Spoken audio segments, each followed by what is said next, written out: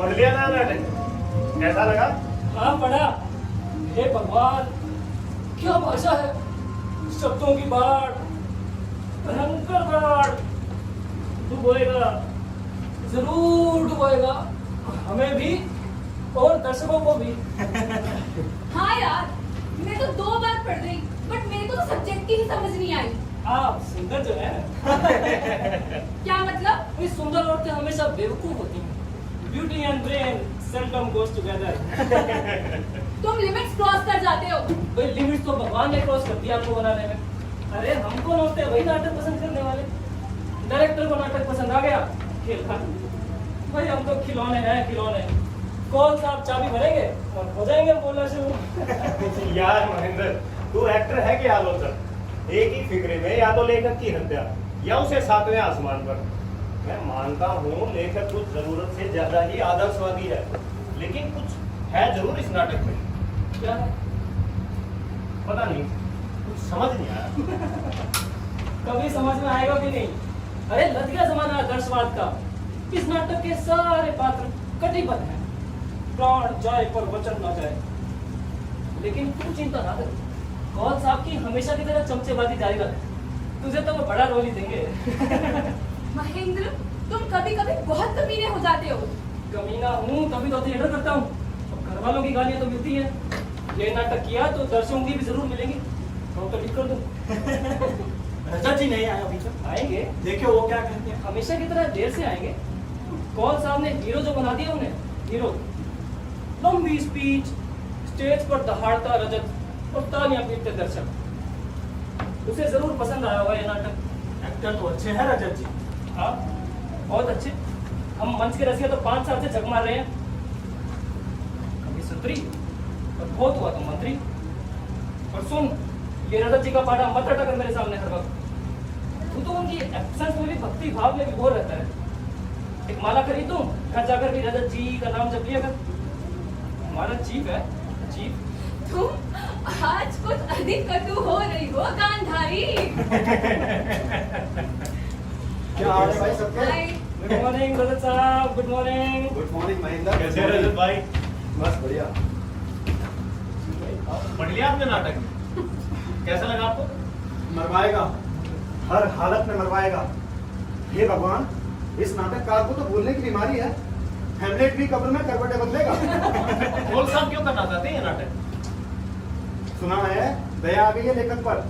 अब तक 10 नाटक लिख चुका है और एक का भी मंचन नहीं हुआ। लेकिन क्यों नहीं आती दया उनको हम पर, हमारे दर्शकों पर? आप बात करेंगे उनसे? करूंगा, जरूर करूंगा। भाई हमें कुछ मिले ना मिले, काम करने में एक सेटिस्फेक्शन तो मिलना चाहिए। बिल्कुल। नायक करो तो वो आप ही को देंगे। इस नाटक में तू कर रहे नायक का रोल। शर्तिया जूते पड़ेंगे, नायक बन और जूते खा। कौन सर? Good morning. नमस्कार। Good morning. कैसे हो? Good morning, sir. गुड। बैठो। हाँ, तो पढ़ लिया नया नाटक, कैसा लगा? भैया आप लोग खुलकर बात करें। अगर हम ही कन्विंस नहीं होंगे तो नाटक क्या खाक करेंगे? सर भाषा बहुत कठिन है। सर आदर्श ही आदर्श, सारे पात्र अपने अपने आदर्शों का ढोल बजा रहे सर। नायक की स्पीच अभी बहुत लंबी है। तो तुम कब से डरने लगे नायक की स्पीचों से? कई बार नाटक का पहला रिएक्शन नेगेटिव होता है। जानते हो वेटिंग फॉर गोदो पहली बार कहाँ हिट हुआ था? अमेरिका की जेल में कैदियों के आगे स्टेज किया गया था। तब तो हमें ये नाटक भी किसी जेल में ही करना पड़ेगा। कम से कम कोई बीच में उठने की जरूरत तो नहीं करेगा। सर नजर जी बता रहे थे आपको लेखक पर दया थी। 10 नाटक लिखे एक भी स्टेज नहीं हुआ। क्यों नहीं आती दया आपको हम पर? ऐसे कौन से घोर अपराधों का दंड दे रहे हैं सर आप? कोई और नाटक चुन ले। है तो लाओ। कहाँ लिखे जा रहे हैं आप पूर्ण नाटक? अपनी अपनी राजनीति की रंडी बन गए हैं लेखक। हाथ में कलम नहीं लाठी है लाठी। और हाथ ले जाते हैं सारे पात्रों को हटे हुए झंडे के नीचे। कोई और नाटक कर लो। ये रामायण महाभारत इंडस्ट्री खुल गई है इसकी। लिखिए, मिथ पर लिखिए, लेकिन मिथ को मेटाफर बनाएं। मिथ को आज के जीवन से जोड़ के लिखें। लेकिन नहीं, हमारे यहाँ लेखकों को दौरा पड़ता है दौरा। पहले गांधी का दौरा पड़ा था, अब कार्मिक का। I can never state such plays of false mythical values. Sir नाटकों में राजनीति नहीं होनी चाहिए। ओ, राजनीति जरूर हो, लेकिन जीवन से जुड़ी राजनीति, जीवन से जुड़ी पॉलिटिक्स। ये घड़े घड़े नारों से निकली राजनीति नहीं। लोग अब समझदार हो गए हैं, बड़ी बड़ी सरकारें उखाड़ फेंकते हैं। हमारे नाटक की क्या बात? एक सा पढ़ के देखिए अपने नाटक का। जी सर। Kanta, Yes, sir. रजत, तुम पढ़ो स्पीच का आखिरी हिस्सा, ज्यादा कथा वाला। जी।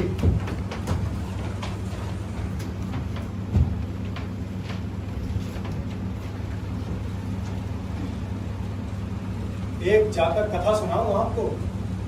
भगवान बुद्ध प्रवचन दे रहे थे कि कर्मों के फल से कोई नहीं बच सकता, कभी नहीं बच सकता। तभी पहुंची वहां एक माँ, गोद में लिए मृत शिशु।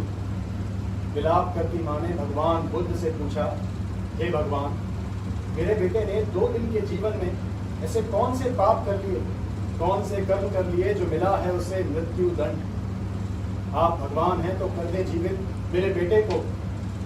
एक माँ का संताप तो भगवान भी नहीं सह सकते ना। उनकी आंखों में आंसू और होठों पर शीतल मुस्कान। बोले, जाओ माँ, उस घर के चूल्हे से एक चुटकी राख ले आओ जहां आज तक कोई मरा ना हो। कर दूंगा मैं जीवित तुम्हारे पुत्र को। नमस्ते नवीन जी, आइए आइए बैठिए।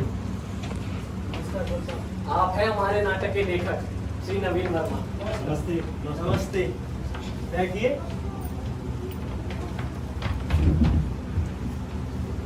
पता चला आप लोग मेरा नाटक कर रहे हैं। मन किया अपनी आंखों से देख लूं अपने नाटक की रिहर्सल। चला है आपके शहर में डॉक्टर के रोकने के बावजूद। कैसा लगा आपको मेरा नाटक?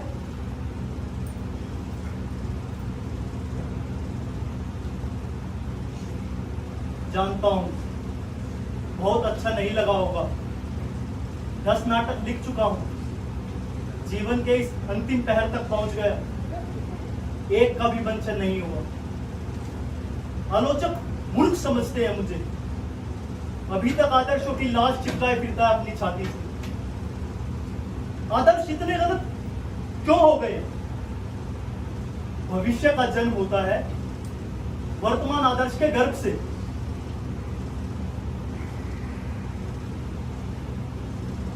शायद आप सबकी कृपा से देख पाऊं अपना एक नाटक अंतिम यात्रा पर जाने से पहले।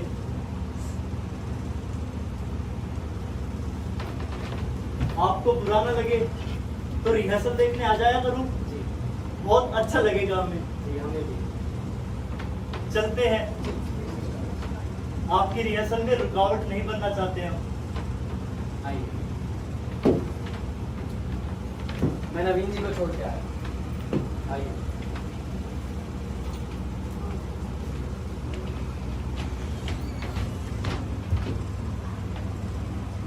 इनसे तो चला भी नहीं जाता। बैठकर बोलते हैं तो भी सांस फूल जाता है। लगता है ज्यादा दिन नहीं जिएंगे।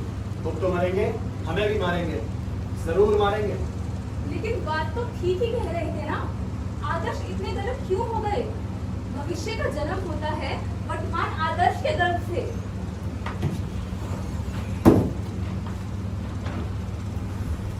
सांस फूल गई उनकी सीढ़ियां उतरते हुए।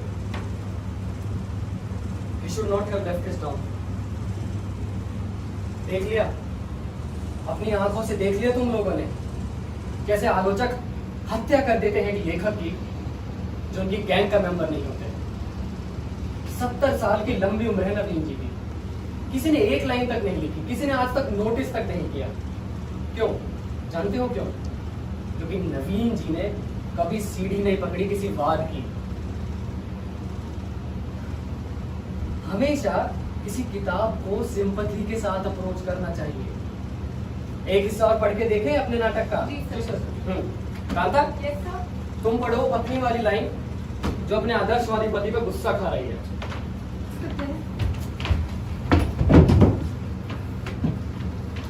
कर दो बंद हम सबको अपने आदर्शों की कालकोठरी में। एक निश्चित मृत्यु से पहले का आखिरी कमरा, तुम्हारे आदर्श हम सबका बलिदान। ये कांता बिल्कुल भी नहीं, तुम तो प्रेमिका की तरह पढ़ रही हो, एक पत्नी की तरह पढ़ो। ऐसी पत्नी जिसको परिवार की भूख ने भयानक बना दिया है। Theatre is enemy number 1। Sir, Kanta ji को क्या मालूम पत्नी कैसे बोलती है? शादी जो नहीं हुई अभी तक। तो तुम बता दो, तुम्हारी तो हो गई है ना? भाई मैं नहीं बता सकता, हमारी बीवी हमसे झगड़ा करती नहीं। झूठ, बिल्कुल झूठ। बीवी और लड़ाई ना करे, बिल्कुल झूठ। भाई हम दोनों के बीच परफेक्ट अंडरस्टैंडिंग है। घर में बड़े बड़े फैसले हम करते हैं, छोटे छोटे फैसले वो। कैसे? कौन से फैसले? अरे भाई बड़े फैसले जैसे भारत पाकिस्तान का मसला कैसे सुलझाया जाए, महंगाई कैसे रोकी जाए, तालिबान को बाहर कैसे खदेड़ा जाए, ये सब बड़े फैसले घर में हम करते हैं। अब ये छोटे छोटे फैसले, बच्चों को कौन से स्कूल में भेजना है, घर में रंगीन टीवी कब खरीदना है, ये फैसले हमारी बीवी करती है। अब बताओ कैसे होगा झगड़ा? राजीव जी सर। देख रहे सबकी लाइट गई है, हमारा फ्यूज उड़ गया। जी सर। हम थिएटर वालों का तो फ्यूज चलता ही रहता है। Be serious for a change. इस नाटक में जोकर का कोई रोल नहीं है। जाओ के कैंडल्स लेके आओ। Yes sir. भारत सरकार की तरह गया और भारत सरकार की तरह आया।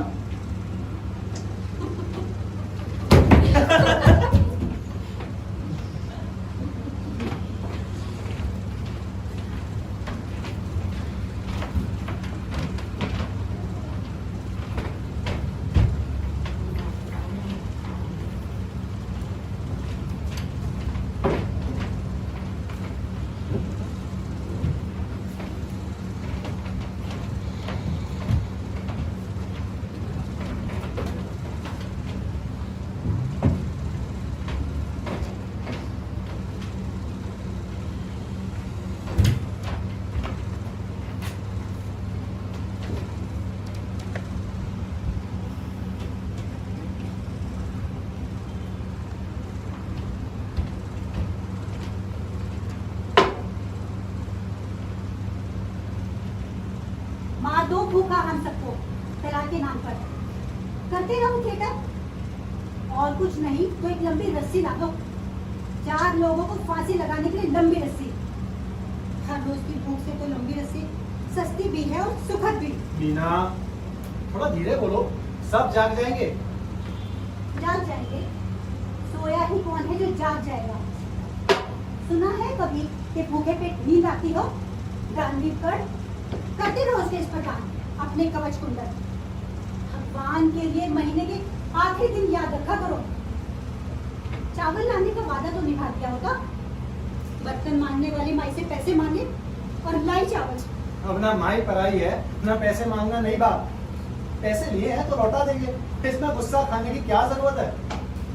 मेरी गैरत मेरी इज्जत, मेरा आत्मसम्मान। अब रोटी के लिए नौकरों से पैसे मांगूंगी, नौकरों से। और किसी अमीर से पैसे मांगती तो क्या पतंजलि मिल जाता? अब पैसे लिए हैं तो लौटा देंगे। तुम्हें रत्ती भर शर्म नहीं आती? इतने बड़े अभिनेता, थिएटर के ठेकेदार रजत साहब की पत्नी नौकरों से पैसे मांगे? अरे खिला नहीं सकते तो क्यों की थी शादी? माई से उधार अब शादी की तो क्या बनी इसमें? और शादी इसलिए की थी क्योंकि तुम भी शादी करना चाहती थी, कोई भगाकर नहीं लाया। 7 फेरे लिए हैं, पूरे 7। तुम भगा लाते और मुझे कहीं पृथ्वीराज चौहान को कोई डायलॉग तो याद नहीं आ गया? मंच और जीवन में अंतर होता है, बहुत बड़ा और खिलौना अंतर। लेकिन तुम कैसे समझोगे ये बात? इतिहास के मृत पात्रों ने कब्जा कर लिया है तुम्हारी आत्मा पर। मुझसे तो छोटी बहन सयानी निकली, माँ बाप की मर्जी से शादी की। राज कर रही है, राज। जानते हो क्या कहा था माँ ने जब तुमसे शादी की जिद की थी? सयाना कुआ हमेशा गंदगी पर बैठता है। जरूर कर रही होगी राज, मिलिट्री जी से शादी करके। अरे बिस्तरे में भी परेड करती होगी। अरे यार तू थोड़ी ठंडी हो जा। और बेचारी बहन को क्यों खींच रही है इस मैदान जंग में? जिंदगी कोई नाटक नहीं जिसकी लाइनें हिसाब किताब से बोली जाए एक सिलसिले में। लेकिन तुम कैसे समझोगे ये बात? ना तुम्हारा जीवन अपना, ना तुम्हारी भाषा। मांगी हुई जिंदगी जीते हो, फिर क्यों नहीं बोलोगे मांगे हुए संवाद? सच कोई नाटक नहीं, कोई स्टेज नहीं जो बदल जाए तुम्हारे चाहने से। सच शादी है, सच है परिवार, और सच है मीना। माई से पैसे उधार मांगती मीना। सच का इतना गहरा ज्ञान था, इतनी ही परम ज्ञानी थी तो नहीं कर रही थी शादी मुझसे? सच तब केवल देह तक सीमित था। आयु के उस दौर में लड़कियां तकिए से लिपटकर सोने पे भी आनंद आता है। उस उम्र में लड़कियां दिमाग से नहीं सोचती, शरीर से सोचती, केवल शरीर से।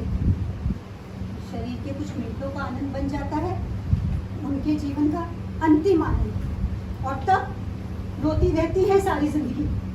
भीख मांगने के लिए उठे हाथों वाली कमीनी जिंदगी।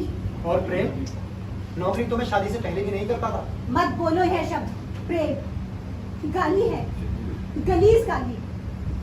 सिनेमा हॉल के अंधेरे में तुम्हारा हाथ पकड़कर बैठना मेरे लिए प्रेम था। पार्कों में मिलना मेरे लिए प्रेम था। तुम्हारे किसी दोस्त के बिस्तर में तुम्हारे साथ लिपट कर लेटना मेरे लिए प्रेम था। Do not utter this word. I hate it. I hate it. 10 सालों में जितनी बार तुम्हारे साथ सोई, अगर दूसरे मर्दों के साथ लेटती तो अपनी कोठी होती, अपनी कार होती। जानते हो अर्थ एक आदमी से प्रेम का? किराए का मकान और बदबू भरी जिंदगी। Love is a bloody misunderstanding between two fools. Not be vulgar. तुम्हारे लिए कोई अंतर नहीं एक पत्नी और वैश्या में। है, अंतर है। पत्नी के पास लाइसेंस है एक आदमी के साथ सोने का, और बन जाती है घर में धोबी, सफाई करने वाली माई, खाना बनाने वाली नौकरानी और बच्चे पैदा करने वाली मशीन। और वैश्या मटकती फिरती है 5 स्टार होटलों में। मत करो बार बार शादी की बात। Bloody license prostitution.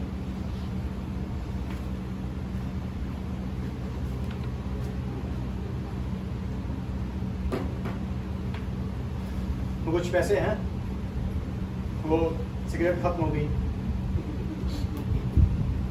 भूल गए अगली लाइन और आ गई आज सिगरेट।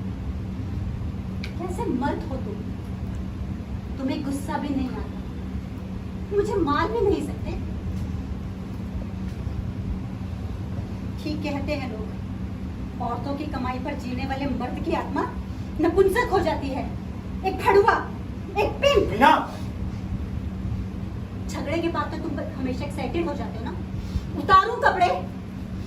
रजत साहब, आप पहले सिगरेट पिएंगे या मेरे साथ लेटेंगे? Make up your mind, you bloody great stage actor.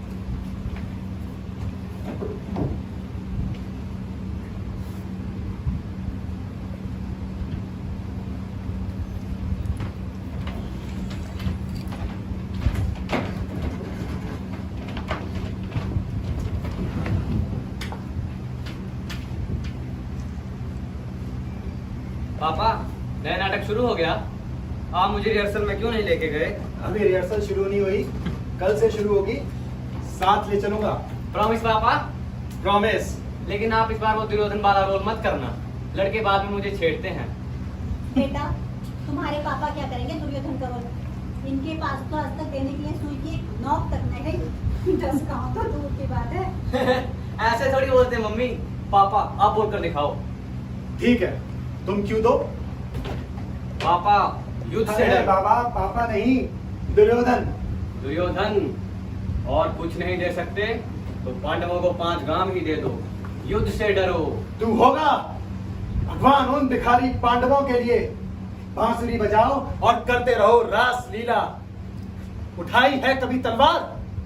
पता है इसका वजन? युद्ध से डराते हो और मुझे कहते हो 5 गांव तो क्या, सुई की नोक की बराबर जमीन नहीं दूंगा। मत रोको अपने सड़े हुए सपने मेरे बेटे के लिए। क्या इसे भी अभिनेता बनाना चाहते हो? ना चैन से जिए और ना चैन से जीने। चैनपुर की दास्तान। पापा, चैनपुर की दास्तान का एक सीन करके दिखाओ ना, जिसमें आदमी पेड़ बन जाते हैं। भाई वो सीन तो नहीं हो सकता। उछलेगा कौन? कम से कम 3-4 लोग तो चाहिए। मम्मी, आप करो ना मेरे साथ वो उछलने वाला सीन। ना बेटा, मुझे नहीं आती। मान जाओ यार, अंगद के लिए मान जाओ। हम शाम को बाग में घूम रहे थे। अच्छा? तभी पेड़ से एक खत गिरा। अच्छा? पेड़ आदमी बन गए थे। धक तेरे की। पेड़ हमसे बातें करना चाहते थे। धक तेरे की। हमने उन्हें मिलने का टाइम दिया। ये बहुत हो गया। तो क्या हम झूठ बोल रहे हैं?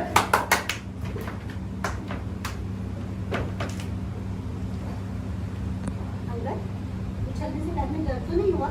नहीं मम्मी, मुझे तो याद ही नहीं रहा था। मेरी एक टांग खराब है। पापा, मुझे बीन ला दो ना। बीन? भाई बीन का क्या करोगे? बजाऊंगा। जो लंगड़े होते हैं वो बीन ही तो बजाते हैं। तुमसे किसने कहा? पापा, स्कूल में मुझे लंगड़ा कर चलता देख सारे लड़के यही गाना गाते हैं। लंगड़ दीन बजाए बीन। अंगद, चलो कपड़े बदल दो। दादाजी आने वाले हैं, खाना खाएंगे।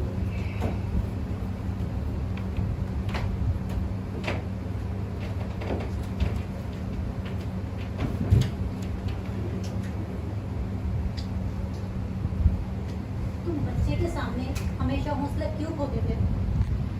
बच्चे तो एक दूसरे से झगड़ते ही हैं। मैं कुत्ता हूँ, मैं हराम चाहता हूँ, मैं ना मर दूं। तुम मुझे मारती क्यों नहीं? तुम मुझे मारती क्यों नहीं? रजत, रजत, please, please do not cry. For God's sake, be brave. क्या हुआ? क्या हुआ रजत को? कुछ नहीं पिताजी, वो रजत साहब की आंख में शायद तिनका पड़ गया, वही निकालेंगे। भाई तिनका पड़ा है तो आंखों में पानी के छींटे मारो। इतने बड़े हो गए हो और इतनी भी अकल नहीं। ना हवा चल रही है, ना धूल उड़ रही है। फिर ये तिनका रजत को तलाशता हुआ कमरे में कहां से आ गया? कहीं तुमने तो कुछ नहीं कहा? नहीं पिताजी, मैंने कुछ नहीं कहा आपके लाडले बेटे को। वो अंगद को स्कूल में लड़कों ने लगा है, उसने रजत साहब को बताया और बेटा जी, किसी दिन कुछ हो जाएगा रजत को। आदमी को जब बाहर मार पड़ रही हो तो घर में उसे सहलाना चाहिए। मैं जानता हूं अच्छी तरह अपने बेटे को। वो सख्त होने का बहाना करता है। He acts tough जन्म से ही सेंसिटिव है। सारी मार खा लेगा लेकिन शब्दों की मार नहीं सह पाता। छोड़ो, तुम कहती हो तो तिनका ही गया होगा।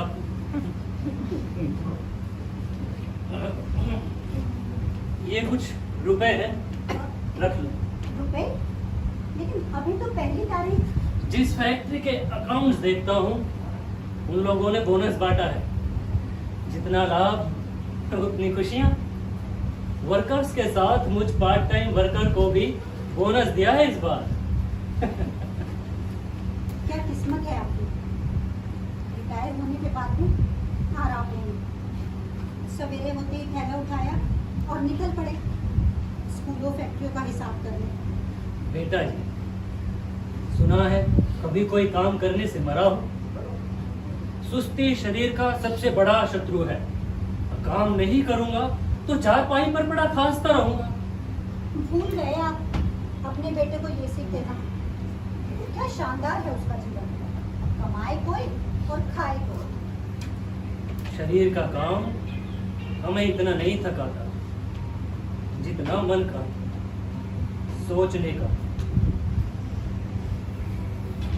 जरा सोचो तो, एक जीवन के दुख झेलना कठिन है और कितने सारे दुख झेलने पड़ते हैं रजत को। अंधा हो गया राजा एडिपस, अधड़ में भटकता पागल किंग लियर, कभी कर्नल सूरज सिंह और कभी गोदम के इंतजार में खड़ा रजत। न जाने कौन से जन्म का अभिशाप बना देता है मंच का भी नेता। और कोई भी तपस्या नहीं दिला सकती मुक्ति इस देवी अभिशाप से। लंकेश, है कोई वीर जो मेरा पैर उठा सके? मैं हूँ मेघनाथ, मेरा पाँव तो क्या तुझे उठाकर लंका से बाहर फेंकूंगा। अरे बूढ़े, पहले ताकत के टीके लगवा, नहीं तो फिल्म एक्टर सलमान की तरह गोलियां खा। यंगद, ये गलत बात है भाई। जब चाहे संवाद बदल लेते हो। अब सामने वाला एक्टर क्या खाक बोलेगा? दादाजी, हाँ उस जी। दिन कॉल अंकल ने क्या बताया था रिहर्सल में? क्या? एक अच्छा एक्टर इम्प्रोवाइज कर लेता है जब कुछ भूल जाए तो। ये इम्प्रोवाइज करना क्या होता है? जो जी में आए वो बोल दो। जो जी में आए वो कभी नहीं बोलना करो। क्या बोला था आज पापा को? कुछ नहीं दादाजी, टांग मेरी खराब है, गुस्सा पापा को आ जाता है। पता है रजत ने तुम्हारा नाम अंगद क्यों रखा? क्योंकि उसके एक पाँव में इतनी ताकत थी कि लंका का कोई सूरमा हिला नहीं पाया। अब भगवान कोई बेवकूफ है कि उसने हमें 2 हाथ, 2 पैर, 2 आंखें दिए। एक खराब हो जाए तो क्या डर, दूसरा जो है। उठा लंकेश, तू उठा, एक कमजोर औरत को उठा कर। ये आधी बीवी क्या हुआ कौन सा? फ्रिज बाबूजी, अब पत्नी का मुख्य कर्तव्य खाना खिलाना है कि नहीं? हाँ, फ्रिज में खाना डाल दो और खाते रहो मजे से 2-3। ये आधी बीवी क्या हुआ कौन सा? फ्रिज बाबूजी, अब पत्नी का मुख्य कर्तव्य खाना खिलाना है कि नहीं? हाँ, फ्रिज में खाना डाल दो और खाते रहो मजे से 2-3।